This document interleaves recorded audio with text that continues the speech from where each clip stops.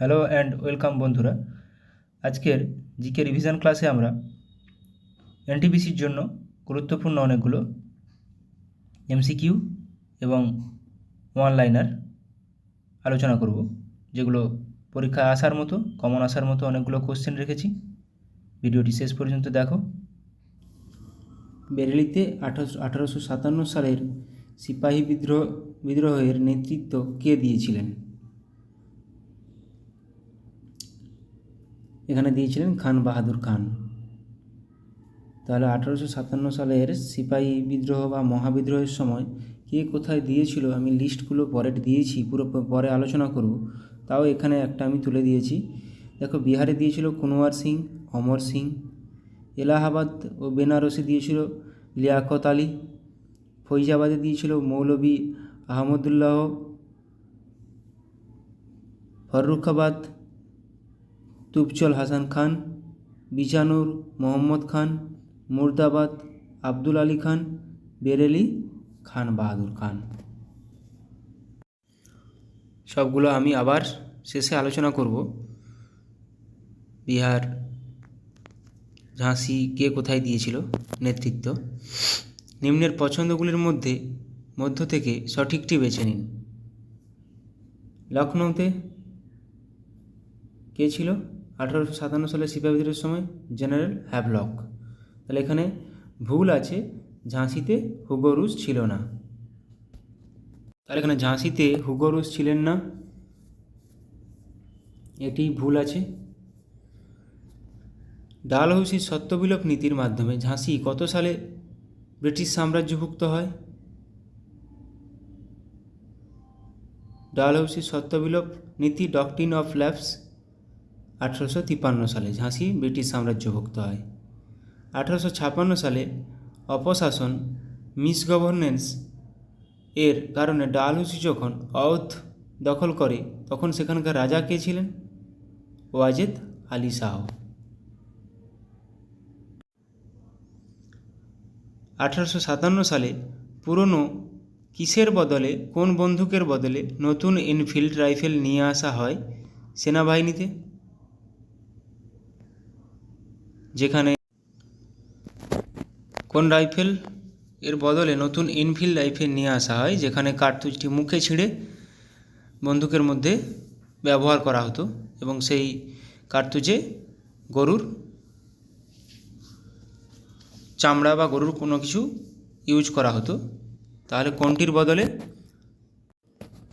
তাহলে ব্রাউন বিসের বদলে নতুন এনফিল্ড রাইফেল নিয়ে আসা হয়েছিল। 12ই মে 1857 সালে যখন বিদ্রোহীরা দিল্লি দখল নেয়, তখন দিল্লির কমান্ডিং অফিসার কে ছিলেন? দিল্লির কমান্ডিং অফিসার কে ছিলেন? লেফটেন্যান্ট উইল গভি। রানী লক্ষ্মীবাই এর দত্তক পুত্রের নাম কী ছিল? দত্তক পুত্রের নাম ছিল Gangadhar Rao.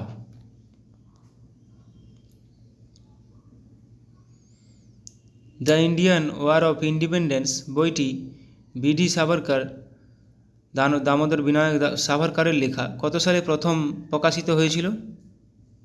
The Indian war of independence, সেটি বিনায়ক দামোদর সাভারকরের লেখা, এটি 1909 সালে প্রথম প্রকাশিত হয়েছিল। তাঁতিয়া টোপির প্রকৃত নাম কী ছিল? তাঁতিয়া টোপির প্রকৃত নাম ছিল রামচন্দ্র পাণ্ডুরং। ভারতের জাতীয় কংগ্রেসের কনিষ্ঠতম প্রেসিডেন্ট কে ছিলেন? ভারতের জাতীয় কংগ্রেসের কনিষ্ঠতম প্রেসিডেন্ট ছিলেন অপশান সি, আবুল কালাম আজাদ। 1953 সালে রাজ্য পুনর্গঠন কমিশন গঠন করেন কে? নিচের কে রাজ্য পুনর্গঠন কমিশন গঠন করেন? Option B, Jawaharlal Nehru. নর্মদা বাঁচাও আন্দোলনের নেত্রী কে ছিলেন? নিচের মধ্যে কে নর্মদা বাঁচাও আন্দোলনের নেত্রী ছিলেন? মেধা পাটেকর। হিন্দু প্যাট্রিয়ট পত্রিকার প্রথম সম্পাদক ছিলেন কে? হিন্দু পেট্রিয়ট পত্রিকার প্রথম সম্পাদক ছিলেন কে? হরিশচন্দ্র মুখোপাধ্যায়। রংপুর বিদ্রোহের একজন নেতা ছিলেন কে? নিচের মধ্যে কে একজন রংপুর বিদ্রোহের নেতা? এটা আমি আমার সেই রিভিশন ক্লাসেও করিয়েছি আগের। বাংলাদেশের রংপুর বিদ্রোহ নেতা ছিলেন নুরুল উদ্দিন। নিম্নলিখিত কোন ঘটনার পশ্চাৎপটে রবীন্দ্রনাথ তার গোরা উপন্যাসটি রচনা করেছিলেন? নিচের কোনটির পশ্চাৎপটে রবীন্দ্রনাথ তার গোরা উপন্যাসটি রচনা করেছিলেন? অপশান এ বঙ্গভঙ্গ। গুপ্ত রাজবংশের রাষ্ট্রপ্রতীক বা সিল, স্টেট সিল কী ছিল? ইতিহাসে স্বর্ণযুগ বলা হয় গুপ্ত যুগকে। ওদের সিল কী ছিল? গরুড়। নিম্নের কোন রাজা জীবনের শেষ দিকে বৌদ্ধ ধর্মের উপাসক ছিলেন এবং নালন্দা বিশ্ববিদ্যালয় প্রতিষ্ঠা করেছিলেন? আমরা সবাই জানি নালন্দা বিশ্ববিদ্যালয় প্রতিষ্ঠা করেছিলেন কুমারগুপ্ত, প্রথম কুমারগুপ্ত। অপশান ডি এখানে সঠিক উত্তর। সমুদ্রগুপ্তকে ভারতের নেপোলিয়ান আখ্যা দিয়েছিলেন কে? সমুদ্রগুপ্তকে ভারতের নেপোলিয়ান আখ্যা দিয়েছিলেন V.A. স্মিথ। কালিদাস রচিত বিখ্যাত গ্রন্থ হল অভিজ্ঞানম শকুন্তলম, মেঘদূতম, রঘুবংশম, মালবিকা অগ্নিমিত্রম, ঋতুসংহার, কুমার সম্ভব। কোন অপশানটা নিচের ঠিক হবে? কালিদাস উপরের সবগুলোই লিখেছেন, কালিদাস উপরের সবকটি। Option D. গুপ্ত রাজত্বের সময় স্বর্ণমুদ্রা ছিল কি? স্বর্ণমুদ্রার নাম কি ছিল গুপ্ত রাজত্বের সময়? স্বর্ণমুদ্রার নাম ছিল অপশান বি দিনারা। আচ্ছা, এবার আমরা রিভিশন করে নেব 1857 সালের মহাবিদ্রোহের সময় কে কোথায় নেতৃত্ব দিয়েছিল। ব্যারাকপুরে দিয়েছিল মঙ্গল পাণ্ডে, যে প্রথম শহীদ হয়েছিল। দিল্লিতে দ্বিতীয় বাহাদুর শাহ, জেনারেল বখত খান। দিল্লিতে তাহলে জেনারেল বখত খান, দ্বিতীয় বাহাদুর। সেভাবে নাম ধরেও আসে যে জেনারেল বখত খান কোথায় নেতৃত্ব দিয়েছিলেন। তো দিল্লিতে আবার হাকিম আহসানুল্লাহ ও দিয়েছিলেন। লখনৌতে বেগম হজরত মহল, বিরজিস কাদির। বেগম হজরত মহল লখনৌ, এই যে ল আছে এভাবে মাথায় রাখতে হবে। দিল্লিতে বখত খান, ব্যারাকপুর মঙ্গল পাণ্ডে। কানপুরে দেখো, কানপুরে নানা সাহেব, রাও সাহেব, নানার ভাতিজা আজিমুল্লাহ খান। তো নানা সাহেব, রাও সাহেব, কানপুর। ঝাঁসিতে রানী লক্ষ্মীবাই, ঝাঁসিতে রানী লক্ষ্মীবাই। বিহারে কুনওয়ার সিং, অমর সিং। বিহারে কুনওয়ার সিং, অমর সিং। এলাহাবাদ ও বেনারসে মৌলভী লিয়াকত আলী। ফৈজাবাদে মৌলভী আহমদুল্লাহ। ফররুখাবাদে তুফজল হাসান খান। বিজানোর মোহাম্মদ খান। মুর্দাবাদ আব্দুল আলী খান। বেরেলি খান বাহাদুর খান। সবগুলো মনে গুরুত্বপূর্ণ না হলেও বেরেলি, এলাহাবাদ, বিহার, ঝাঁসি, দিল্লি, কানপুর এগুলো খুবই গুরুত্বপূর্ণ। মন্দসর ফিরোজ শাহ, কানপুর তাঁতিয়া টুপি, গোয়ালিয়রে তাঁতিয়া টুপি। আসামে কন্দপরেশ্বর সিং, মণিরাম দত্ত। উড়িষ্যায় সুরেন্দ্র শাহী, উজ্জ্বল শাহী। কুল্লুতে রাজা প্রতাপ সিং। রাজস্থানে জয়দয়াল সিং ও হরদয়াল সিং। গোরখপুর গজধর সিং। মথুরা সেভি সিং, কদম সিং। এখানে আসাম গুরুত্বপূর্ণ,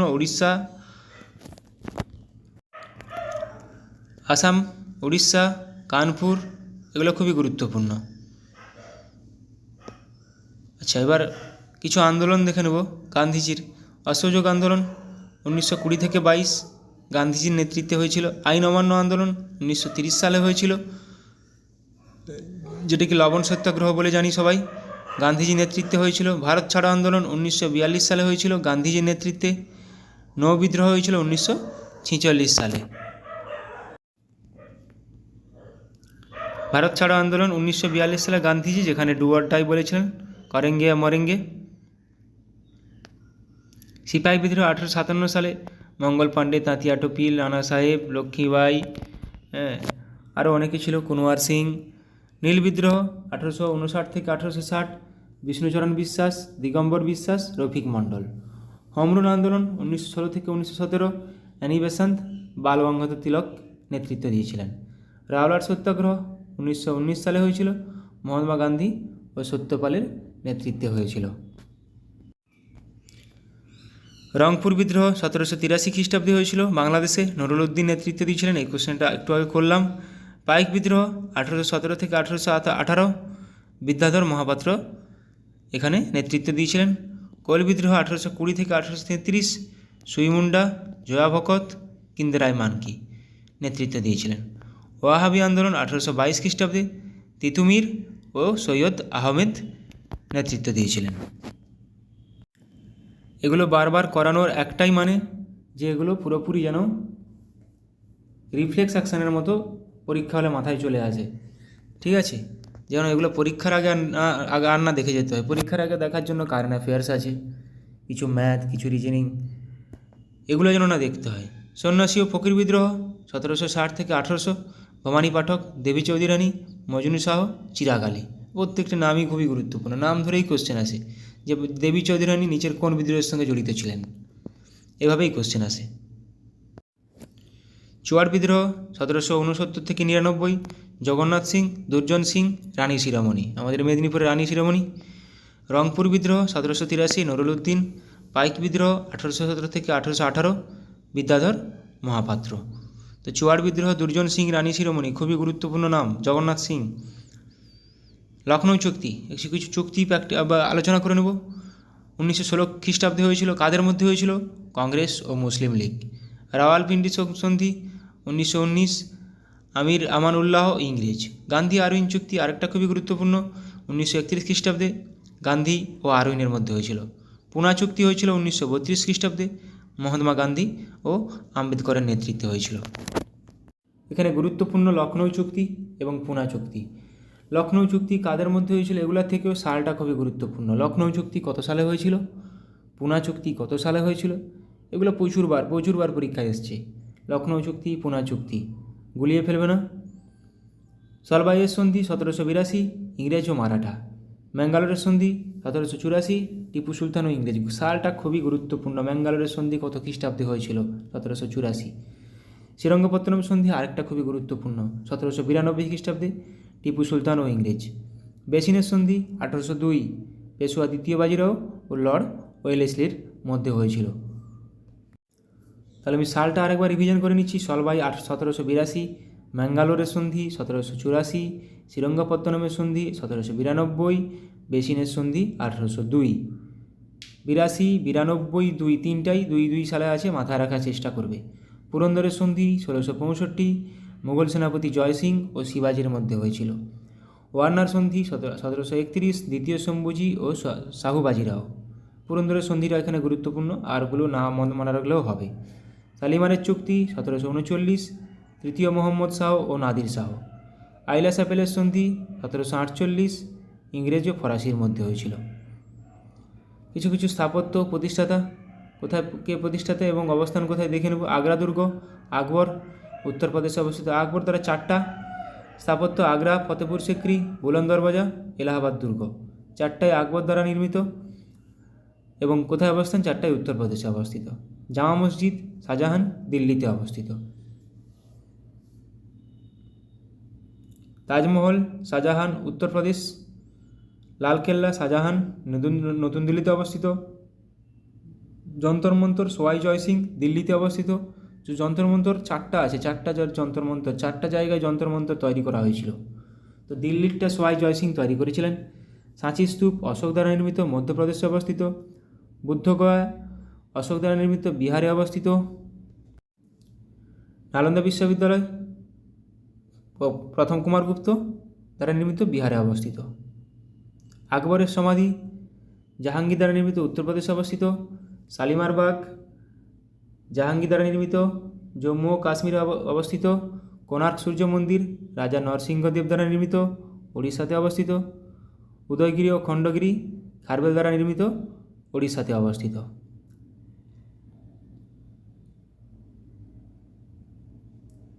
অজন্তা গুহা গুপ্ত শাসকগণ দ্বারা নির্মিত, মহারাষ্ট্রে অবস্থিত। বিবিকা মকবরা ঔরঙ্গজেব দ্বারা নির্মিত, মহারাষ্ট্রে অবস্থিত। চার মিনার ও আলী কুতুব শাহ দ্বারা নির্মিত, হায়দ্রাবাদে অবস্থিত। কুতুব মিনার কুতুবউদ্দিন আইবক দ্বারা নির্মিত, নতুন দিল্লিতে অবস্থিত। ইন্ডিয়া গেট ইংরেজ দ্বারা নির্মিত, নতুন দিল্লিতে অবস্থিত। কুতুব মিনার শেষ করেছিলেন ইলতুৎমিশ। কৌলিন্য প্রথা, বিভিন্ন প্রথা। কৌলিন্য প্রথা কার দ্বারা প্রচলিত? বল্লাল সেন। পাট্টা ও কবুলিয়ত শের শাহ প্রবর্তন করেন। দাগ ও হুলিয়া জিজিয়া, দাগ হুলিয়া জিজিয়া আলাউদ্দিন খলজি। 40 চক্র ইকতা, ইকতা ইলতুৎমিশ। 40 চক্র ইকতা ইলতুৎমিশ। রেশনিং প্রথা আলাউদ্দিন খলজি। এই ইকতা প্রথাই বিলুপ করেছিল বলবন, আবার গিয়াসউদ্দিন বলবন। জিজিয়া জাকাত খামাস কর ব্যবস্থা আলাউদ্দিন খিলজি। দাগ হুলিয়া জিজিয়া জাকাত খামাস আলাউদ্দিন খিলজি। সেনাদের নগদ বেতন আলাউদ্দিন খিলজি। ডাক ব্যবস্থা শের শাহ। ঋণদান প্রথা ফিরোজ শাহ তুগলক। ভাইয়াচারি ব্যবস্থা এলফিনস্টোন ও ম্যাকেঞ্জির। ভাইয়াচারি ব্যবস্থা এলফিনস্টোন ও ম্যাকেঞ্জির।